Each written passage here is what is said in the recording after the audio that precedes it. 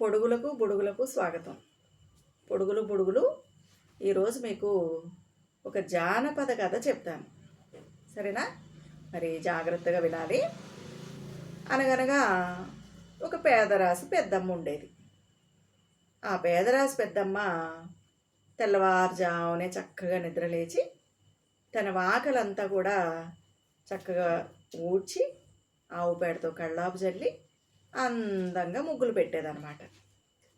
అయితే రోజులానే ఆ పేదరాశి పెద్దమ్మ ఆ రోజు కూడా నిద్రలేచి చక్కగా వాకలు ఊడవడం మొదలుపెట్టింది. ఇంతలో దూరంగా ఏదో తెల్లగా మెరుస్తూ కనపడింది. ఏంటబ్బా అనుకుంటూ ఆ పేదరాశి పెద్దమ్మ దగ్గరికి వెళ్ళి చూసిందనమాట. చూసేసరికి ఒక తెల్లగా ఒక పెద్ద సైజులో ఉన్నటువంటి కోడిగుడ్డు కనిపించింది. ఒక బాతుగుడ్డు అంతా ఉందనుకోరాదండి. దాన్ని చూడగానే అవ్వ చాలా సంబరపడిపోయి అబ్బా భలే ఉంది గుడ్డు, చక్కగా నేను ఈరోజు పప్పుచారులోకి ఆమ్లెట్ వేసుకుని తినచ్చు అనుకుని ఆమె దాన్ని తీసుకొచ్చి అక్కడ ఒక గిన్నెలో పెట్టుకుని తొందరగా తన పనులన్నీ పూర్తి చేసుకుని వంట చేసుకుని పప్పుచారు కూడా కాసుకుని ఆ గుడ్డు ఆమ్లెట్ వేసుకుందామని దాన్ని కొడదామని చేతిలోకి తీసుకుంది.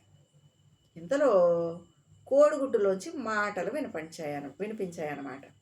అవ్వా అవ్వా మెల్లగా కొట్టు, అవ్వా అవ్వా మెల్లగా కొట్టు అని. దానికి ఆ పేదరాశి పెద్దమ్మ అవ్వ ఉంది కదా, ఆవిడ చాలా ఆశ్చర్యపోయిందనమాట.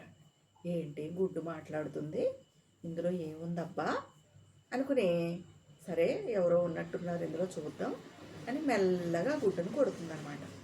దాంట్లోంచి ఒక జానెడంత పొట్టోడు బయటకు వస్తాడు. ఆ పొట్టోడు బయటకు రాగానే సంబరంగా అవ్వా అవ్వా అవ్వా అనుకుంటూ ఎగురుతూ ఉంటాడనమాట. ఆ పొట్టోడు చూడగానే ఈ అవ్వ చాలా సంతోషపడిపోతుంది.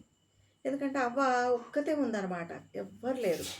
అరే భలే బాగున్నాడు ఈ పొట్టోడు, వీడిని చక్కగా నేను పెంచుకోవాలి అనుకుని పొయ్యి మీద వేడి నీళ్ళు పెట్టి వాడికి చక్కగా శుభ్రంగా తలస్నానం చేయించి తన ఇంట్లో రకరకాల జాకెట్ పీసులు ఉన్నాయన్నమాట, రంగురంగులు. వాటితోటి చక్కగా ఒక ప్యాంటు ఒక షర్టు కుట్టి వాడికి పౌడర్ రాసి బొట్టు పెట్టి అందంగా తయారు చేసి వాడిని పెంచుకోవడం మొదలు పెడుతుందన్నమాట. అయితే ఆ పొట్టోడు కూడా చక్కగా అవ్వ అవ్వ అనుకుంటూ ఈ అవ్వ వెనకాలే తిరుగుతూ ఉంటాడనమాట. అయితే ఒకరోజు ఆ పొట్టోడికి కొన్ని చెక్క ముక్కలు దొరుకుతాయి. ఆ చెక్క ముక్కలన్నీ తెచ్చుకుని వాడు ఏం చేస్తాడంటే ఒక బండి తయారు చేసుకుంటాడు, ఎడ్ల బండి తయారు చేసుకుంటాడు అనమాట. ఎడ్ల బండి ఎలా ఉంటుంది, సేమ్ అలానే చిన్న సైజు తన ఆకారానికి సరిపడా చిన్న బండి తయారు చేసుకుని మరి అది నడవాలంటే ఏమన్నా కావాలి కదా, అందుకని 2 ఎలక పిల్లలను దొరకబట్టి ఆ బండికి కట్టి చక్కగా రోజంతా ఆ ఊరంతా తిరుగుతూ ఉండేవాడు అనమాట. అయితే ఒకరోజు ఏమవుతుందంటే ఈ పొట్టోడు బండి వేసుకుని రయ్యి రయ్యి రయ్యమని వెళ్తూ ఉంటే వాడికి ఒక రాగి నాణం దొరుకుతుందనమాట. దాంతో ఆ పొట్టోడు చాలా సంతోషపడిపోయి అది తీసుకుని అవ్వ దగ్గరికి వచ్చి అవ్వ అవ్వ చూడు నాకేం దొరికిందో అని రాగి నాణాన్ని చూపిస్తాడనమాట. చూపించేసరికి అవ్వ ఎంతో సంతోషపడి, నాయనా నీ రాగి నాణం దొరికింది నీకు అంటే రాజుగారికి అల్లుడు అవుతావు కాబట్టి నువ్వు రాజుగారి దగ్గరికి వెళ్ళి రాజుగారి అమ్మాయిని పెళ్లి చేసుకో అని చెప్తుందనమాట. చెప్పేసరికి ఈ పొట్టోడు చాలా సంబరపడిపోయి మళ్ళీ తన బండి వేసుకుని రయ్యి రయ్యి రయ్యి అనుకుంటూ వేగంగా వెళ్ళిపోతూ ఉంటాడనమాట, రాజుగారి దగ్గరికి వెళ్ళిపోతూ ఉంటాడు. అయితే ఆ రోజుల్లో ఏంటి, అడవుల్లోంచి ప్రయాణం చేయాలి కదా, అలా వెళ్ళగా కొంత దూరం ప్రయాణం చేసేసరికి ఒక నల్ల పిల్లి కనిపించింది అనమాట. పిల్లి కనిపించి పొట్టి బావా ఎక్కడికి వెళ్తున్నావు అని అడుగుతుంది. అడిగితే ఈ పొట్టోడు ఏమంటాడంటే, నాకు రాజుగారి అమ్మాయిని పెళ్లి చేసుకోవాలని ఉంది, మా అవ్వ చెప్పింది చేసుకోమని, నేను రాజుగారి అమ్మాయిని పెళ్లి చేసుకోవడానికి వెళ్తున్నాను అని చెప్తాడనమాట.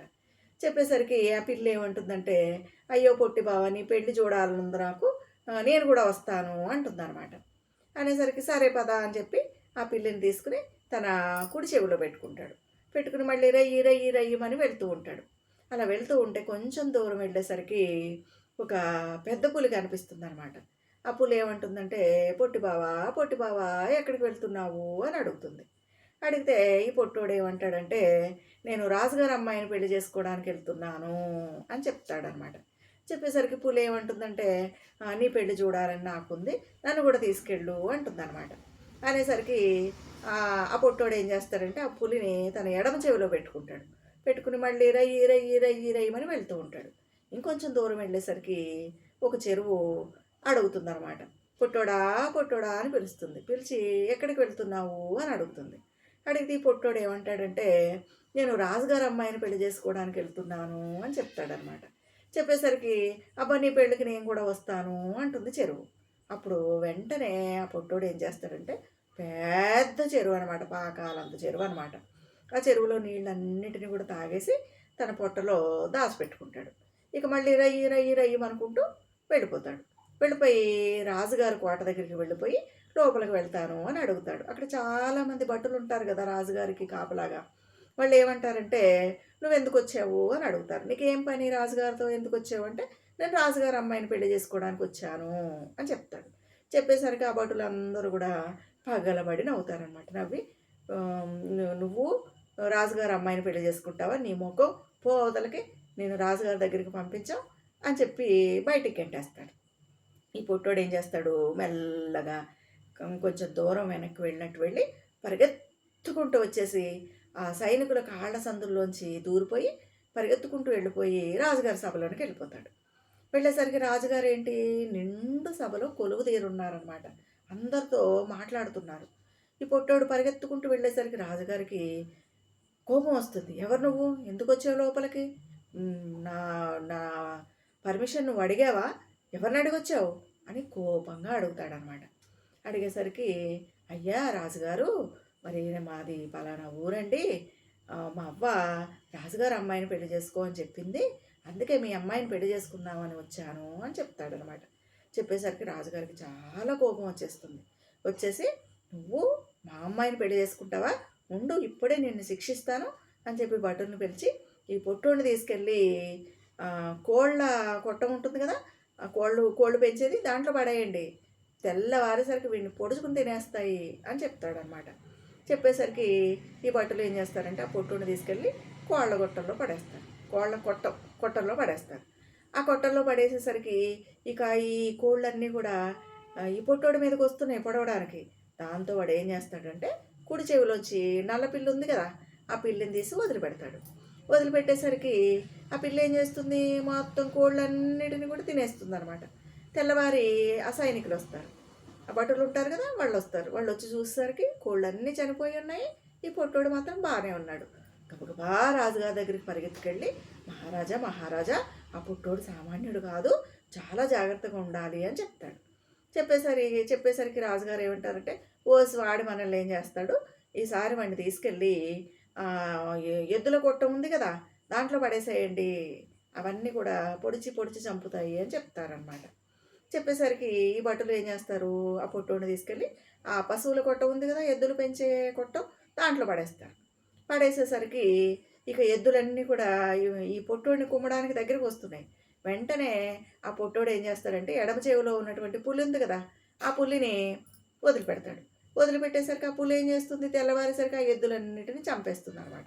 చంపేసేసరికి తెల్లవారేసరికి భటులందరూ వచ్చి అక్కడ జరిగిందంతా చూసి మళ్ళీ రాజుగారి దగ్గరికి పరిగెత్తుకుంటూ వెళ్ళి, అయ్యా మహారాజా, పొట్టోడు సామాన్యుడు కాదు, ఇగో ఇలా జరిగింది, ఎద్దులన్నిటినీ చంపేశాడు అని చెప్తారనమాట. చెప్పేసరికి రాజుగారు ఏం చేస్తారంటే, ఈసారి ఒక గడ్డివాముకి నిప్పు అంటించి ఆ మంటల్లో వాడిని పడేయండి అని చెప్తారు. చెప్పేసరికి ఇక భటులు ఏం చేస్తారంటే ఒక పెద్ద గడ్డివామికి నిప్పు అంటించి ఆ పొట్టోడిని తీసుకెళ్ళి గడ్డివామిలో పడేస్తారు. పడేసేసరికి ఇక మంటలు ఎగిసి పడుతుంటే ఈ పొట్టోడు ఏం చేస్తాడు, తన కడుపులో ఏముంది, చెరువు ఉంది కదా, ఆ చెరువులో ఉన్నటువంటి ఆ నీళ్ళని తన నోటి ద్వారా బయటికి రప్పించేస్తాడు, చెవుల ద్వారా బయటికి రప్పించేస్తాడు. వెంటనే ఆ మంటలన్నీ ఆరిపోతాయి. మరి ఆరిపోవడం మాత్రమే కాకుండా ఆ నీటి ప్రవాహాన్ని ఊళ్ళోకి కూడా పంపిస్తాడు. పంపించేసరికి ఇక ఆ ప్రవాహ వేగానికి ఆ ఊళ్ళో ఉన్నటువంటి ఇళ్ళు మనుషులు కొట్టుకుపోవడం మొదలుపెట్టారనమాట. వెంటనే ఈ ప్రజలందరూ కూడా రాజుగారి దగ్గరికి వెళ్ళి, అయ్యా మహారాజా మమ్మల్ని రక్షించండి, రక్షించండి, పొట్టోడు ఇలా చేస్తున్నాడు అని అందరూ కూడా రాజుగారిని అడుగుతారు.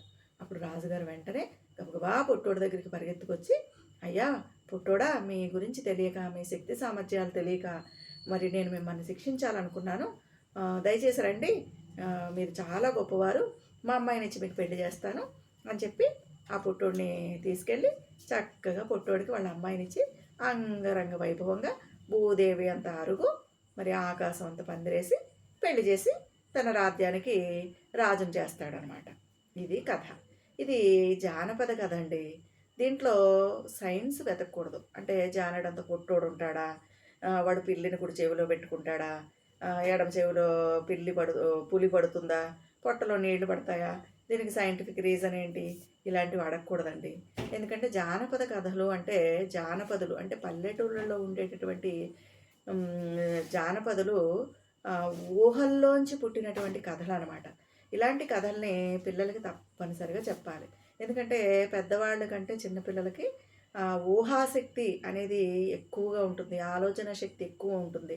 కాబట్టి ఇలాంటి కథలను చెప్పినప్పుడు దాంట్లో వాళ్ళు లీనమైపోయి అందులో ఉన్నటువంటి హీరోయిజం ఉన్న క్యారెక్టర్ ఏదైతే ఉందో దాంట్లో వాళ్ళని ఊహించుకుని వాళ్ళు చక్కగా ఆ ఊహల ద్వారా వాళ్ళ క్రియేటివిటీని పెంచుకుంటారనమాట. దానివల్ల వాళ్ళకి ఏకాగ్రత పెరుగుతుంది, తర్వాత జ్ఞాపక శక్తి పెరుగుతుంది, ఆలోచన శక్తి పెరుగుతుంది. ఏదైనా ఒక సమస్యని ఎలా పరిష్కరించుకోవాలి అనే విషయం కూడా కథల ద్వారా వాళ్ళకి తెలుస్తుంది. ఇంకా క్రియేటివిటీ కూడా పెరుగుతుంది అనమాట.